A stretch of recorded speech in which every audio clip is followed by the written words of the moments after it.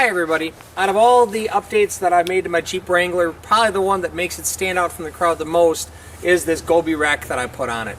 Now I knew when I bought it that I wanted to get a roof rack. However, one of the things that was important to me was I did not want to have a roof rack that I had to do a lot of drilling or make a lot of changes to the Jeep, because somewhere down the road, if I upgrade or I change Jeeps, I want to be able to take the rack with me and return the vehicle back to stock. So with the Gobi in front, you have 4 bolts that mount to the A-post on either side. One of the other nice things about this is the Gobi Stealth Rack that I liked about it, was that the bracket does not interfere with windshield mounting for your lights. So I could still have this rack on here, and I could have my KC highlights here and put their standard bracket on. So that was important to me. When I bought the rack, I bought it from trailduty.com, and when I purchased it, they had a special. The rack itself was $15.95, and that included shipping. That also included the wind deflector, which you can see up here. I'll talk about that in a minute. And then it included 2 accessories. One of the accessories I got was the insert here that fills in the area where the sunroof would normally be. And the other one you'll see when I go to the back, I installed the driver's side ladder, which is pretty important, and I'll explain that a little bit later. But between those accessories and shipping, that was probably a $500 to $600 discount. So they have it a couple of times a year. If you check out their website, you'd probably find that available on their website. Now back to the rack. One of the other things that I like about this rack is that if I want to remove the hardtop, I can remove these front 2 pieces. If I don't have the sunroof insert in, I can remove the split roof here, and that'll remove without any interference from the rack. If I want to remove the back part of the hardtop, now it takes a little bit more work. There's 2 bolts on either side here that I have to remove, and then the whole rack will pivot back on this hinge right here, and it will get out of the way so that I can remove the hardtop. Removing a hardtop is somewhat difficult. I'd probably just completely remove the rack, which takes about 15 minutes. If you have a soft top, all you really need to do is pivot it back. You can lower the soft top, and it's kind of handy that the rack doesn't get in the way with regard to that. Now, in order to be able to pivot it back, I mounted some backup lights on the rear of this rack, and I ran the wiring down the inside tube of the rack. What I had to do here is put a quick disconnect, and the quick disconnects that I pick are called the Delphi Weather Pack. It's a waterproof connector. It's very sturdy. It's very easy to disconnect. All I have to do is pull up on a catch tab, and it comes right apart. So I would disconnect those, remove these 4 bolts, and then the whole rack pivots back. To put it back together, I just pushed it together.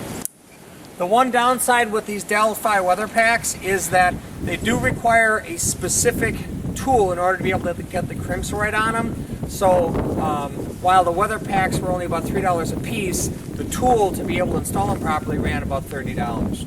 Some stats on the rack: it's set up for up to 800 pounds of static load and up to 300 pounds of load while you're actually moving. So it's a pretty substantial rack. If you just have the back portion of the rack without the sunroof insert, you have a little over 16 square feet of storage. When you add the front sunroof addition, you pick up another 10 square feet. So when you've got the whole rack like this, you've got roughly 26 square feet of storage space on the top of your Jeep. One of the accessories that I got as part of my package deal was this wind deflector, because a complaint that I've heard about the Gobi is that you get some additional wind noise, and I really have not noticed additional wind noise with a hardtop once I put this wind deflector in place. Now, there are 2 different models of the Gobi rack. There's a Stealth model, which is the one that I've got, and the other one is called the Ranger. The difference is the Ranger has a larger gap in between these 2 bars. So there are places here to mount 4 separate driving lights up top, but you've only got about 4 inches of space in here on the Stealth. you could mount up to a 6-inch light if you go to the Ranger. I didn't want the additional overhead because I go into parking garages every once in a while, so I decided to go with the Stealth. Now what we're going to do is we're going to move around to the back of the Jeep, and I want to show you some of the other accessories as well as how I mounted my backup lights. As I said earlier in the video, one of the things that was really important to me was that I had a rack that I didn't have to do any additional drilling on. And so the rack back here actually mounts to a bracket which attaches to the frame underneath and inside of this bumper. Now, it fit with the factory bumper.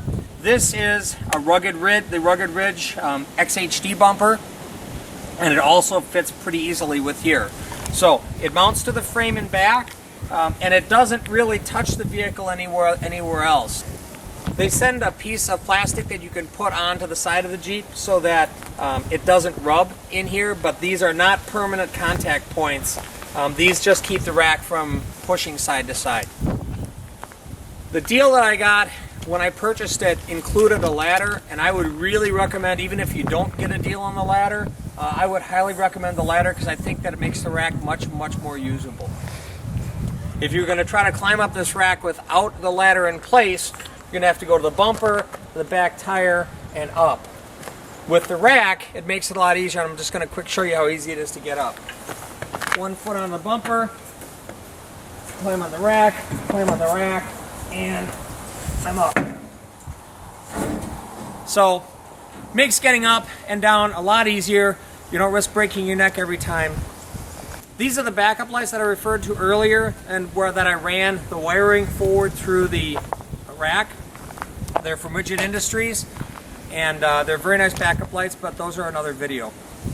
Since it's cold out here, I think I'm going to wrap the video up at this point. If you have any questions on the rack or the application that I have for the rack, please put it in the comments below, and I will make sure that I reply back to you. Well, that's it for today, everybody. That's my review of the Gobi Stealth Rack that I put on my 2012 Jeep Wrangler Unlimited. I hope you enjoyed the video, and I hope you learned something. If you did enjoy the video, please like and subscribe to my channel, because I'll be doing additional Jeep videos in the near future.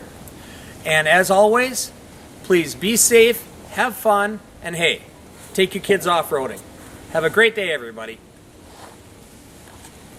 Unlimited. I hope that you enjoyed the video, and I hope you learned something. If you did enjoy it, please like and subscribe to my channel. Wait, I'll get it. This is like the 14th time. All right. Please like or favorite. Just like and subscribe. Please like and subscribe. And subscribe to my... Now you just be quiet. Like and Please. subscribe. Like and subscribe. Be quiet. I'm going to do it now.